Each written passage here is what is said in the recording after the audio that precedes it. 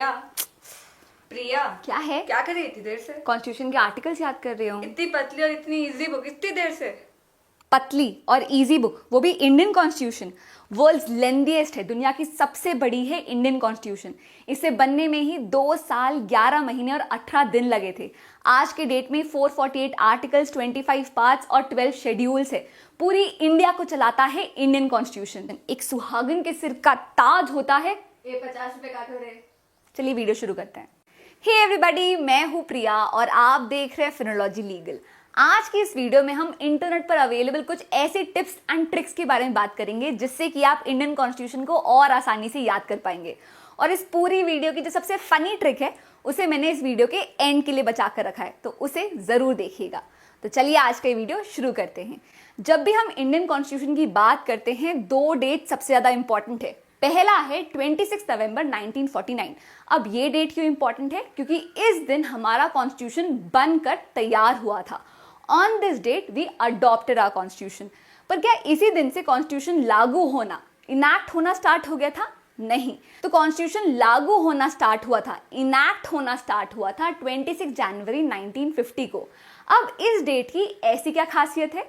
क्योंकि 26 जनवरी 1929 को Indian national Congress ने पहली बार इंडियाज डिक्लेरेशन ऑफ इंडिपेंडेंस बनाया था, पूर्ण स्वराज की मांग की थी।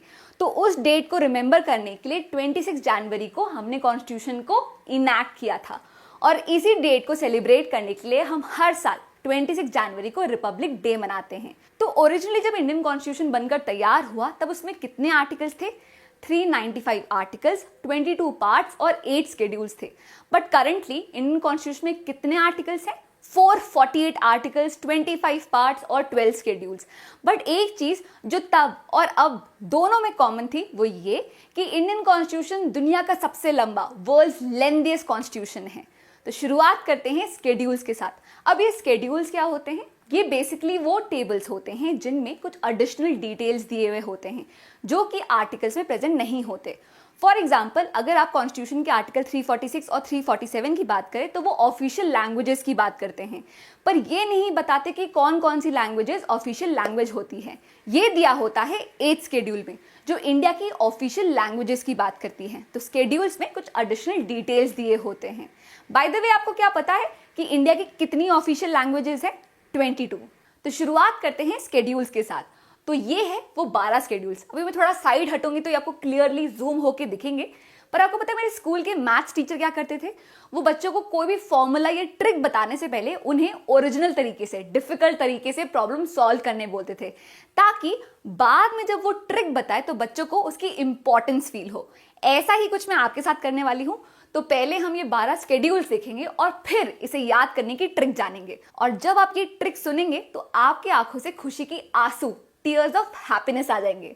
देखते हैं। तो पहला स्केड्यूल बात करता है स्टेट और यूनियन टेरिटरीज की।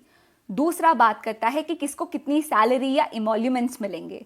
तीसरा बात करता है शपथ ग्रहण की, ओथ्स एंड एफर्मेशंस की।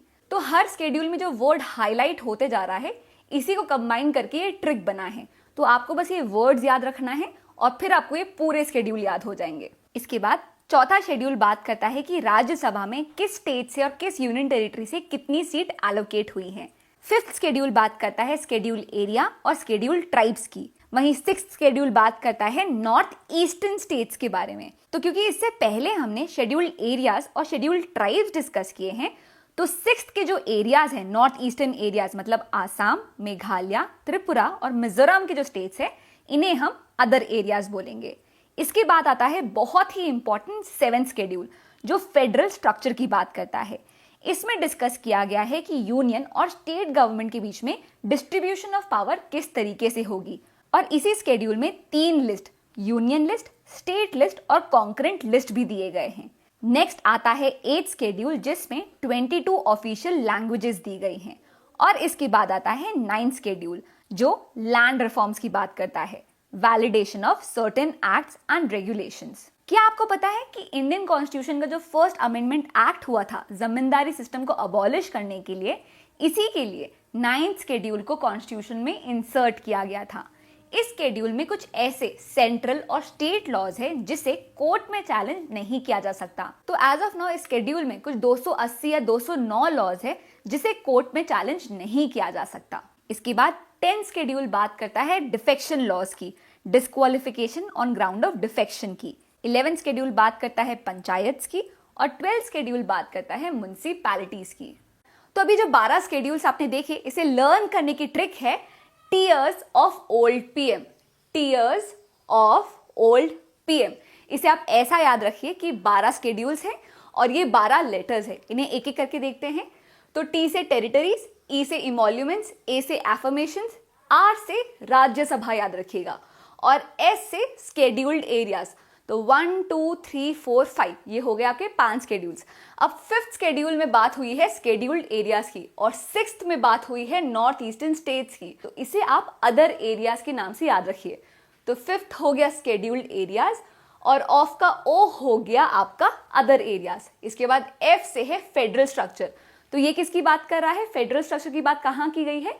7th शेड्यूल में। तो 6th और 7th शेड्यूल में आपकी 3 लिस्ट दी गई है और ये यूनियन और स्टेट के बीच में पावर्स कैसे डिवाइड होंगी इसके बारे में बात करता है। इसके बाद ओ से हो गया आपकी official languages, 8th schedule. L से लैंड रिफॉर्म्स, 9th शेड्यूल जो 1951 में इंसर्ट हुआ कॉन्स्टिट्यूशन में। डी बात करता है डिफेक्शन लॉज की, एंटी डिफेक्शन लॉज की। इसके बाद हम पी और एम देखते हैं। तो पी बात करता है पंचायत की और एम बात करता है म्युनिसिपैलिटी की। तो इस तरीके से आप अपने 12 शेड्यूल्स को इन 12 लेटर्स से याद कर सकते हैं। 12 शेड्यूल 12 लेटर्स। तो आई होप आपको शेड्यूल याद करने में आसानी होगी। एक और बार बता देती हूँ कि शेड्यूल्स क्या होते हैं। ये वो एडिशनल डिटेल्स होते हैं, वो लिस्ट, वो टेबल्स होते हैं जो आर्टिकल्स में प्रेजेंट नहीं होते। अब एक क्वेश्चन ये आता है कि जिस तरीके से हमने कॉन्स्टिट्यूशन में आर्टिकल्स को इंसर्ट किया है उसी तरीके से हमने इन शेड्यूल्स को क्यों नहीं इंसर्ट किया? क्योंकि जब हमने कॉन्स्टिट्यूशन इनैक्ट किया था तभी वो इतना लेंदी था। आपको पता है इनैक्टमेंट वाले दिन कॉन्स्टिट्यूशन में कितने वर्ड्स थे? 1,45,000 वर्ड्स थे हमारे कॉन्स्टिट्यूशन में। इसमें अगर आप इन शेड्यूल्स को भी इंसर्ट कर देते तो हमारा कॉन्स्टिट्यूशन कितना कॉम्प्लिकेटेड और कितना लेंदी हो जाता। इसलिए सिंप्लीफाई करने के लिए कॉन्स्टिट्यूशन को आर्टिकल्स, पार्ट्स और शेड्यूल्स में डिवाइड किया गया है। अब बात करते हैं दूसरी ट्रिक की। तो 1946-47 में जब इंडिया की कॉन्स्टिट्यूएंट असेंबली पहली बार बैठी थी कॉन्स्टिट्यूशन बनाने के लिए, तब उन्होंने दुनिया भर के कॉन्स्टिट्यूशन से इंस्पिरेशन ली थी। इसमें से कुछ देश ऐसे थे जो नए नए आजाद हुए थे, नया नया कॉन्स्टिट्यूशन था। वहीं कुछ देश, कुछ सोर्सेज ऐसे थे जिनका कॉन्स्टिट्यूशन बहुत पुराना था। पर मेनली हमने इन 11 सोर्सेज से इंस्पिरेशन ली थी, इन 11 सोर्सेज से फीचर्स लिए थे। For example government of India act से हमने कुछ फीचर्स लिए, यूएस कॉन्स्टिट्यूशन, यूके कॉन्स्टिट्यूशन, ऐसे अलग अलग सोर्सेज से हमने इंस्पिरेशन ली। पर जब भी एग्जाम में ये पूछा जाता है कि कोई स्पेसिफिक फीचर किस सोर्स से लिया गया है तो ये याद करना थोड़ा मुश्किल हो जाता है। और इसी में हेल्प करेगी आपकी दूसरी ट्रिक जो आपको सोर्सेज याद करने में हेल्प करेगी। चलिए देखते हैं इस ट्रिक को।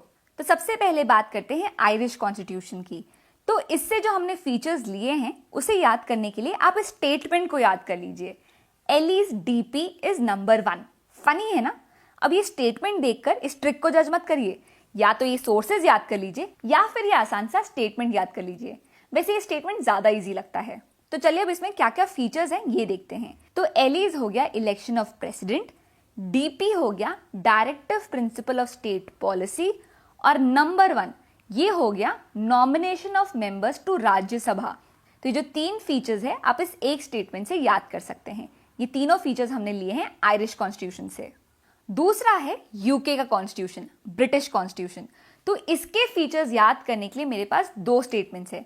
वैसे वीडियो देखते देखते आपको भूख लग गई होगी तो ये लीजिए पार्ले बिस्किट, इसी में यूके के फीचर्स है। पा से हो गया पार्लियामेंट्री सिस्टम, आर से हो गया रूल ऑफ लॉ, एल से हो गया लॉ मेकिंग प्रोसीजर। इसके बाद बिस्किट के बाय से हो गया बाय कैमरलिज्म और फिर है सिंगल सिटीजनशिप। इन्हीं फीचर्स के लिए जो दूसरा स्टेटमेंट है वो है sin B is a complex law. तो सिन से हो गया सिंगल सिटीजनशिप, बाय से हो गया bicameral parliamentary system complex के कॉम्प से याद रखिए कॉम्प्ट्रोलर एंड ऑडिटर जनरल, और लॉ से याद रखिए लॉ मेकिंग प्रोसीजर। तो यूके के फीचर्स याद करने के लिए आपके पास दो ऑप्शंस है, पार्ले बिस्किट और सिम्बी इज अ कॉम्प्लेक्स लॉ। वैसे पार्ले बिस्किट मुझे ज्यादा कैची लगता है। इसके साथ ही ब्रिटिश कॉन्स्टिट्यूशन से हमने एक और बहुत इंपॉर्टेंट फीचर लिया है, वो है रिट्स का। अब ये रिट्स क्या होते हैं ये समझने के लिए आप मेरे इस वीडियो को देख सकते हैं, जिसमें मैंने बहुत सिंपल तरीके से रिट्स क्या होते हैं ये समझाया है।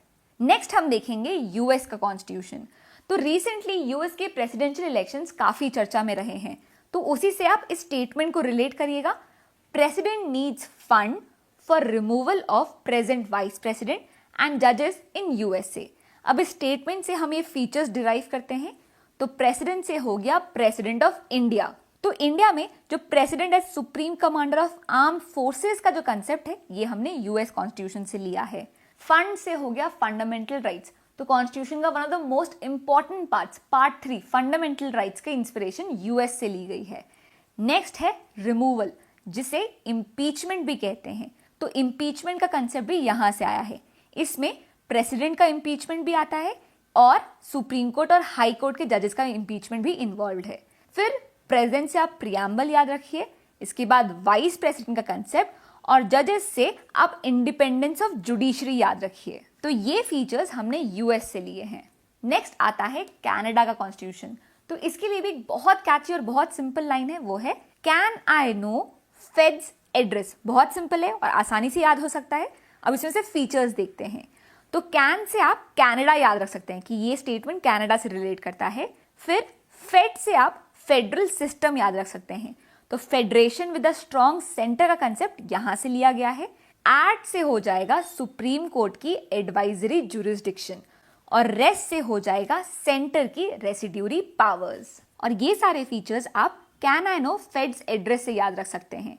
तो इस सेकेंड ट्रिक में हमने जो भी कैची स्टेटमेंट डिस्कस किए हैं उससे आप आयरलैंड, यूके, यूएस और कनाडा के सोर्सेज बहुत जल्दी याद कर पाएंगे। इसके साथ ही बाकी सोर्सेज से हमने कौन कौन से फीचर्स लिए हैं ये मैंने इस वीडियो में डिस्कस किया है। नेक्स्ट हम बात करेंगे कॉन्स्टिट्यूशन के पार्ट्स के बारे में। तो जैसा कि मैंने आपको बताया कि ओरिजिनली कॉन्स्टिट्यूशन में 22 पार्ट्स थे, बट एज ऑफ नाउ हमारे पास 25 पार्ट्स हैं। तो तब से लेकर अब तक कॉन्स्टिट्यूशन में काफी सारे चेंजेस हुए। तो जब भी कॉन्स्टिट्यूशन में कोई नया पार्ट इंसर्ट करना होता है या नया कोई आर्टिकल लाना होता है तो उसे अल्फाबेटिकली इंट्रोड्यूस किया जाता है। जैसे part 9A of the constitution, part 9B of the constitution, article 21A। तो अल्फाबेटिकली इन न्यू चेंजेस को इंसर्ट किया जाता है ताकि कॉन्स्टिट्यूशन का जो अरेंजमेंट है वो अफेक्ट ना हो। तो इन 25 पार्ट्स को इजीली कैसे याद रखना है इस बारे में है ये ट्रिक। तो चलिए अब आपके स्क्रीन पर जो एक स्टेटमेंट आने वाला है उसे आराम से और एंजॉय करके देखिएगा। तो इंडियन कॉन्स्टिट्यूशन के जो 25 पार्ट है इन्हें एक साथ याद करना थोड़ा डिफिकल्ट हो सकता है, इसलिए इस ट्रिक में हम 3 निमोनिक्स डिस्कस करेंगे। आपको इन तीनों में से जो पसंद आए आप उसे याद कर लीजिए। तो जो पहला निमोनिक है उससे हम ये 25 पार्ट एक साथ याद करना ट्राई करेंगे। ठीक है, स्टार्ट करें। ध्यान से देखिएगा। You can fly directly from US, UP, meet child, Shyam, Ram, fruit tastes sweet to eat, so only eat Maggi as tasty snack। तो इस स्टेटमेंट के हर फर्स्ट लेटर से आप 25 पार्ट को बहुत आसानी से याद कर पाएंगे, पर हो सकता है कि ये निमोनिक बहुत लंबा हो, इसलिए हम दूसरे निमोनिक को देखेंगे जिससे आप 7 पार्ट्स को, पार्ट 11 से लेके 16 तक को बहुत आसानी से याद कर पाएंगे। तो चलिए इसे देखते हैं। बहुत सिंपल एक नॉर्मल फ्रेज है, read from the start to end please. तो 7 पार्ट्स इस एक सेंटेंस से, read from the start to end please. और इस एक फ्रेज से आप पार्ट 11 से लेके 16 तक के पार्ट्स याद कर सकते हैं। अब बात करते हैं तीसरे निमोनिक की, जिससे आप 17 से लेकर 22 तक के पार्ट याद कर सकते हैं।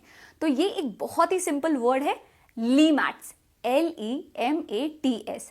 अगर आप सिर्फ इसे याद रखेंगे तो 17 से लेके 22 तक के पार्ट याद कर सकते हैं। तो इस ट्रिक में हमने जाने 3 निमोनिक्स। जो पहला था उससे आप 25 के 25 एक साथ याद कर सकते हैं। दूसरे में आप read from the start to end please, इस एक लाइन से 11 से 16 तक के पार्ट याद कर सकते हैं। वहीं तीसरा निमोनिक एक सिंपल वर्ड, लीमैट से आप बाकी बचे हुए पार्ट्स याद कर सकते हैं। तो इसमें से आपको जो पसंद आए आप वो यूज कर सकते हैं। तो ये था आज का वीडियो कुछ टिप्स और ट्रिक्स के ऊपर। मैं उम्मीद करती हूँ कि आज के इस फन वीडियो में भी आपको कुछ नया सीखने को मिला हो। अगर हाँ, तो इस वीडियो को अपने फ्रेंड्स के साथ भी जरूर शेयर करिए ताकि वो भी एग्जाम में अच्छे नंबर पा सके। और ऐसे और इंटरैक्टिव कंटेंट के लिए आप मुझे मेरे इंस्टाग्राम पेज पर भी फॉलो कर सकते हैं, जहां पे हम बहुत सारे करंट अफेयर्स को कवर करते हैं, क्विजेस के साथ, पोल्स के साथ। और ऐसी ढेरों वीडियोस पाने के लिए आप इस चैनल को सब्सक्राइब भी कर सकते हैं। उम्मीद करती हूं कि आज का ये वीडियो आपको पसंद आया हो। That's it for now. See you in the next class. Bye bye.